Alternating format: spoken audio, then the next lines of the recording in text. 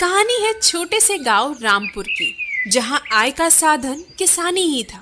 पर किसानी करना रामपुर वासियों के लिए इतना आसान भी नहीं था, क्योंकि रामपुर का मौसम किसानों का साथ नहीं दे रहा होता। कभी वर्षा होती, कभी नहीं होती। किसानों की फसलें बर्बाद हो रही होती है। इस वजह से बहुत से लोगों ने शहर का रुख ले लिया था।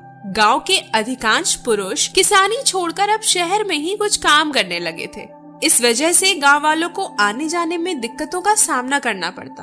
अपनी सुविधाओं को देखते हुए सभी ने स्कूटर और मोटरसाइकिल खरीद ली थी। गांव में बढ़ती गाड़ियों को देखते हुए कप्पू ने भी एक छोटा सा गैराज खोल लिया था। वह खुश था कि किसानी ना सही, पर यह गैराज तो उसकी रोजी रोटी की व्यवस्था कर ही देगा। कप्पू देखता है कि एक ग्राहक उसकी ओर आ रहा। नमस्ते राजू भैया। नमस्ते कप्पू भैया। अच्छा किया जो तुमने इस गांव में गैराज खोल लिया। ये मेरी स्कूटी को तो हर दिन मरम्मत की जरूरत पड़ती रहती है। ना जाने कौन सी अशुभ घड़ी में मैंने ये स्कूटी ली थी। जितना शहर में जाकर कमाता हूँ सब तो इस स्कूटी पर खर्च हो जाता है। क्या परेशानी है राजू भैया? अब ये तो स्कूटी से ही पूछनी पड़ेगी। चलते चलते रुक जाती है। एक नंबर की नखरेबाज स्कूटी है। ना जाने क्या दिक्कत है इसे। कोई बात नहीं राजू भैया, आप इसे यहीं छोड़ दीजिए। 2 घंटे बाद आइएगा, आपको स्कूटी सही सलामत मिल जाएगी। धीरे धीरे कप्पू के गैराज में भीड़ बढ़ रही होती है। भीड़ को देखते हुए राजू वहाँ पे अपनी स्कूटी छोड़कर चला जाता है। अन्य लोग भी कोई अपनी गाड़ी का इंजन ठीक कराने आए होते हैं, तो कोई साफ सफाई कराने। धन्यवाद ईश्वर, मुझ पर अपनी कृपा बनाए रखने के लिए। अगर आज की ही जैसी हर रोज कमाई हो तो मेरे और मीना के लिए जीवन जीना आसान हो जाएगा। मुझे पता है आप हमेशा मेरे साथ हो। कप्पू गैराज बंद कर आसमान को देखते हुए बातें कर रहा होता है कि तभी वहाँ राजू आ जाता है। अरे कप्पू भैया, अपनी गैराज बढ़ा दी क्या? घर जाने की तैयारी है? हाँ, रात काफी हो चुकी है। वैसे भी गैराज का काम भी हो ही गया था। आपका स्कूटर भी ठीक हो गया है। हाँ, पर मुझे अब उस स्कूटर की जरूरत नहीं। मैंने दूसरी स्कूटर ले ली है। तुम रख लो उसे। वैसे भी उसे खरीदेगा कौन? हर दिन तो उसके पुर्जे ठीक करवाने पड़ते हैं। जैसा आपको ठीक लगे भैया, पर मैं इस स्कूटर को यूं ही तो नहीं रख सकता बिना इसका मूल्य चुकाए। मेरे पास कुछ पैसे हैं, आप इसे रख लीजिए, बाकी पैसे मैं धीरे धीरे दे दूंगा। कप्पू, तुम तो वाकई बड़े ईमानदार हो। ठीक है, मैं ले लेता हूँ। जब भी पैसे आए दे देना, कोई जल्दबाजी नहीं। राजू पैसे लेकर वहाँ से चला जाता है। कप्पू खुले आसमान के नीचे राजू के उस स्कूटर के पास जाकर कहता है, आज से तुम मेरे स्कूटर हो दोस्त। मिलता हूँ कल सुबह। कहाँ रह गए ये? इतनी रात हो गई। तभी कप्पू आ जाता है। आ गए आप? काफी देर हो गई। हाँ, आज का दिन थोड़ा व्यस्त था, पर अच्छा था। सब ईश्वर की कृपा है। मैं आपके लिए खाना ले आती हूँ। अगली सुबह कप्पू फिर से तैयार होकर अपने गैराज की ओर चल देता है। गैराज में आज भी ग्राहकों की थोड़ी बहुत भीड़ जुट गई थी। कप्पू को काम करते हुए शाम हो जाती है। भी वहाँ मोहन आता है।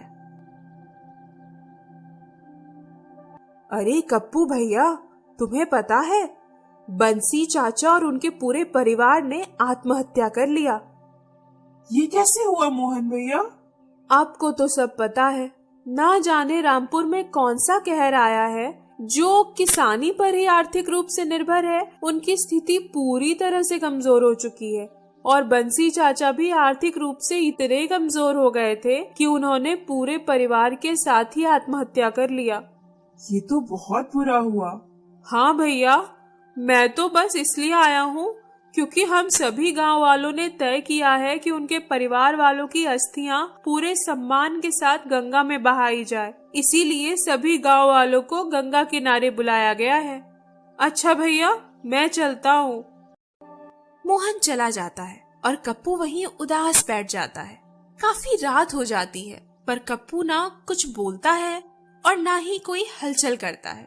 वो बिल्कुल शांत हो जाता है। वहीं मीना घर पर उसका इंतजार कर रही होती है, पर कप्पू को समय का कोई आभास नहीं होता कि रात के कितने बज रहे हैं। तभी अचानक कप्पू के चेहरे पर तेज रोशनी चमकती है। हाँ हाँ, कौन है, कौन है? कप्पू देखता है कि राजू के स्कूटर की लाइट अपने आप ऑन हो गई है। ये कैसे हुआ? कहीं फिर से कुछ खराबी तो नहीं हो गई इसमें? चेक करना पड़ेगा। कप्पू जैसे ही स्कूटर के पुर्जे निकालने वाला होता है कि तभी स्कूटर बोल पड़ा, हाथ मत लगाना वरना हाथ तोड़ दूंगा। मैं ठीक हूँ और मेरे सारे पुर्जे भी ठीक हैं। तुम बोल सकते हो? ये कैसा चमत्कार है? ये भगवान का चमत्कार है। मैं आज से नहीं, आज से 10 साल पहले से बोल सकता हूँ। पर कैसे?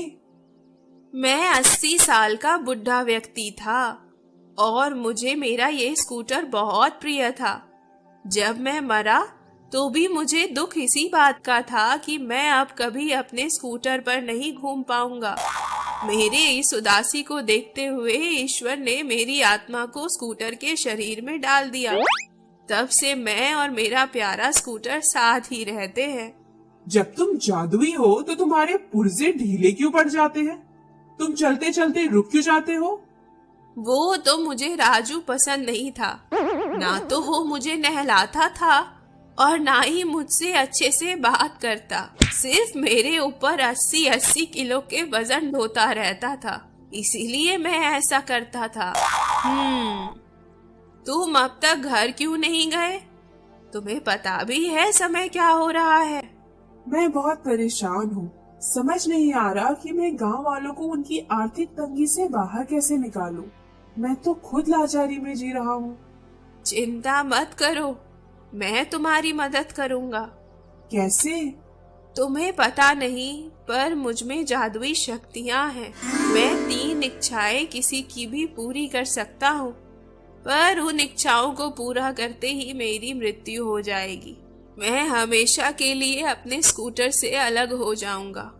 इस डर से मैंने कभी किसी को ये आभास नहीं होने दिया कि मुझ में जादुई शक्तियाँ हैं। फिर तुमने मुझे यह आभास क्यों कराया? क्योंकि मुझे पता है तुम मेरा दुरुपयोग नहीं करोगे। जो व्यक्ति दूसरों की पीड़ा में इतना डूब जाए कि उसे समय का बोध ना रहे, वो कैसे किसी को दुख देने का सोच सकता है? मांगो कप्पू, तुम मुझसे अपनी 3 इच्छाएं मांगो, मैं जरूर पूरा करूंगा। मैं चाहता हूँ कि रामपुर का कोई भी किसान किसानी करना ना छोड़े। उनके खेतों की फसलें कभी खराब ना हो, उनका कभी नुकसान ना हो। जैसी तुम्हारी इच्छा। अब तुम अपनी दूसरी इच्छा बताओ। मेरी दूसरी इच्छा ये है कि जितने भी किसान हैं, उन सब के खेतों में फसलें लहलहा जाएं, ताकि वो फिर से खेती करने के लिए प्रेरित हो सके। तुम्हारी ये इच्छा भी कबूल हुई। अब तुम अपनी तीसरी इच्छा बताओ।